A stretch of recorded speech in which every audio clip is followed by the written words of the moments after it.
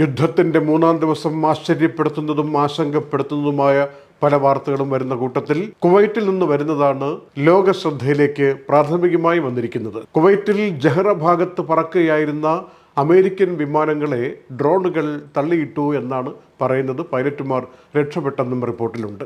പല വിമാനങ്ങളും വന്നു വീണു എന്ന അർത്ഥത്തിലാണ് കുവൈറ്റിൻ്റെ ഡിഫൻസ് മിനിസ്ട്രി തന്നെ ഔദ്യോഗികമായി അറിയിച്ചിരിക്കുന്നത്. ഒരാളും മരിച്ചിട്ടില്ല എന്ന കാര്യം കൂടി അറിയണം. മാത്രമല്ല, കുവൈറ്റിലെ US എംബസി ഓഫീസിന്റെ പരിസരത്ത് നിന്ന് പുക ഉയരുന്നതിന്റെ വാർത്തകളും വരികയാണ്. ഇസ്രായേലും അമേരിക്കയും ചേർന്ന് ഇറാനെ ആക്രമിക്കുന്ന നടപടികൾ തുടരുകയാണ്. ഇതിനകം 555 ആളുകൾ ഇറാനിൽ കൊല്ലപ്പെട്ടു എന്ന അർത്ഥത്തിൽ റിപ്പോർട്ട് വരുന്നു. ഇസ്രായേലിന്റെ ഭാഗത്ത് നിന്ന് ലെബനോനിലേക്കും ആക്രമണം നടക്കുന്നു. 30-ലധികം പേർ ബെയ്റൂട്ടിൽ മരിച്ചു എന്നാണ് റിപ്പോർട്ടുകൾ. ഇറാനാകട്ടെ സമീപത്തുള്ള 6 ഗൾഫ് രാജ്യങ്ങളിലേക്കും ആക്രമണം നടത്തിക്കൊണ്ടിരിക്കുന്നു. ഒമാനിലെ മിനിസ്ട്രി ഓഫ് ഡിഫൻസ് എന്ന് നൽകുന്ന ഒരു പ്രത്യേക അറിയിപ്പ്, ആളില്ലാത്തൊരു ബോട്ട് വന്ന് മസ്കറ്റ് തീരത്തുള്ള MKD വ്യോം എന്ന കപ്പലിലേക്ക് ഇരച്ചു കയറി. അതിലുണ്ടായിരുന്ന 22 പേരിൽ ഒരാൾ കൊല്ലപ്പെട്ടു എന്നാണ് വിവരം കിട്ടിയിരിക്കുന്നത്. ബാക്കിയുള്ള 21 പേരെ പിന്നീട് ഇവാക്യുവേറ്റ് ചെയ്തു എന്നും ഈ അറിയിപ്പിൽ പറയുകയാണ്. സൗദി അറേബ്യയ്ക്ക് മേൽ, പ്രത്യേകിച്ച് ഈസ്റ്റേൺ പ്രൊവിൻസിന്റെ ഭാഗമായിരിക്കുന്ന ദമാമിന്റെ ഏതാണ്ട് 40 കിലോമീറ്റർ ചുറ്റളവിലുള്ള റസ്തനൂറ എന്ന് പറയുന്ന അരാംകോയുടെ റിഫൈനറി ഉള്ള സ്ഥലത്ത് അവിടെ ഡെബ്രി വന്നു വീണിട്ട് പുക ഉയരുന്നതായി റിപ്പോർട്ടുകൾ പറയുകയാണ്. അവിടേക്ക് ഡ്രോണുകൾ പായിച്ചെന്നും അതിനെ സൗദി അറേബ്യ ഇന്റർസെപ്റ്റ് ചെയ്തെന്നും അതിന്റെ കഷ്ണങ്ങൾ പോയി റിഫൈനറിയിൽ വീണെന്നും അങ്ങനെയാണ് തീ ഉണ്ടായതെന്നും പറയപ്പെടുന്നു. UAE-ൽ ഇന്നലെ ഞായറാഴ്ച വൈകുന്നേരം 4 മണിയോടുകൂടി സ്ഫോടനത്തിന്റെ ശബ്ദങ്ങൾ കേട്ടവരുണ്ട്, കണ്ടവരുണ്ട്. അതിനുശേഷം പിന്നെ രാത്രി 12-12:15 മെസ്സേജ് NCMA ഭാഗത്തു നിന്ന് വന്നിരിക്കുന്നത് സാധാരണ നിലയിലേക്ക് കാര്യങ്ങൾ എത്തുന്നു, സഹകരിക്കുന്ന എല്ലാവർക്കും നന്ദി എന്നതാണ്. ഒരു സമാധാനത്തിൻ്റെ അന്തരീക്ഷത്തിലേക്ക് വന്നിട്ട് ഇന്ന് രാവിലെ 9 മണിയോടെ വീണ്ടും ഇത്തരത്തിലുള്ള സ്ഫോടന ശബ്ദങ്ങൾ കേൾക്കുകയും ആളുകൾ ഈ ഡ്രോണുകളുടെയും മിസൈലുകളുടെയും സാമീപ്യം കണ്ടു എന്നുള്ള റിപ്പോർട്ടുകൾ വരികയും ചെയ്തതിൻ്റെ അടിസ്ഥാനത്തിൽ ഔപചാരികമായി പിന്നെ വന്നിരിക്കുന്ന റിപ്പോർട്ട് ഇങ്ങനെയാണ്.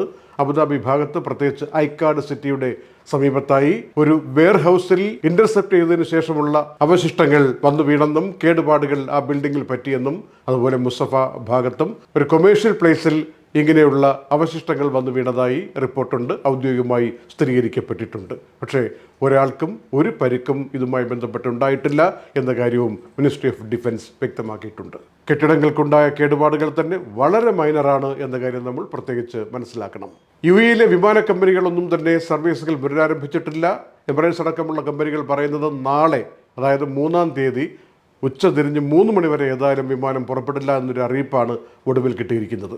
ബാക്കിയുള്ള കാര്യങ്ങൾ രാത്രി വൈകി അറിയാൻ പറ്റുമെന്ന് പ്രതീക്ഷിക്കുന്നു. അതേസമയം സൗദി അറേബ്യയിൽ നിന്നും ഒമാനിൽ നിന്നുമുള്ള ചില സർവീസുകളൊക്കെ പുനരാരംഭിച്ചിട്ടുണ്ട് എന്ന അർത്ഥത്തിലും റിപ്പോർട്ടുകൾ വരികയാണ്. ഖത്തറിന്റെ തലസ്ഥാനമായ ദോഹയിൽ നിന്ന് വന്നിരിക്കുന്ന വാർത്ത, ദോഹ വെസ്റ്റ് പവർ പ്ലാന്റിൽ ഒരു ഡ്രോൺ ആക്രമണം ഉണ്ടായി എന്നുള്ളതാണ്. അതേ തുടർന്ന് നമ്മുടെ ഫ്യൂൽ ടാങ്ക് കത്തിക്കൊണ്ടിരിക്കുന്നു എന്ന റിപ്പോർട്ടും വന്നിട്ടുണ്ട്.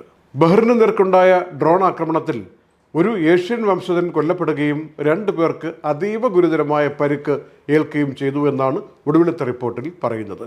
ആദ്യ ദിവസത്തെ ആക്രമണം, പിന്നെ ഈ 3-ാം ദിവസം തുടരുന്ന ആക്രമണം, ഇറാനകത്തെ കാര്യം പറയുകയാണെങ്കിൽ ആക്രമണത്തിൻ്റെയും ആഭ്യന്തര വിഷയങ്ങളുടെയും ഒക്കെ കാര്യങ്ങൾ നിയന്ത്രിക്കുന്ന ഇന്റലിജൻസ് ഏജൻസികൾ, അവരുടെ മുതിർന്ന ഉദ്യോഗസ്ഥർ, അവരിൽ ഭൂരിഭാഗവും നിഷ്കാസനം ചെയ്യപ്പെട്ടു, അവിടെ ഇല്ല എന്ന അർത്ഥത്തിലാണ് അമേരിക്കയും ഇസ്രായേലും ഇപ്പോൾ അവകാശവാദം ഉന്നയിക്കുന്നത്. അതുകൊണ്ട് തന്നെ വിവരങ്ങൾ കൃത്യമായി മറ്റുള്ള തലങ്ങളിലേക്ക് പാസ് ചെയ്യാൻ ഒരു സംവിധാനമില്ലാത്തതിൻ്റെ ക്രൈസിസ് ഇറാൻ നേരിടുന്നു എന്നാണ് പാശ്ചാത്യ മാധ്യമങ്ങൾ പറയുന്നത്.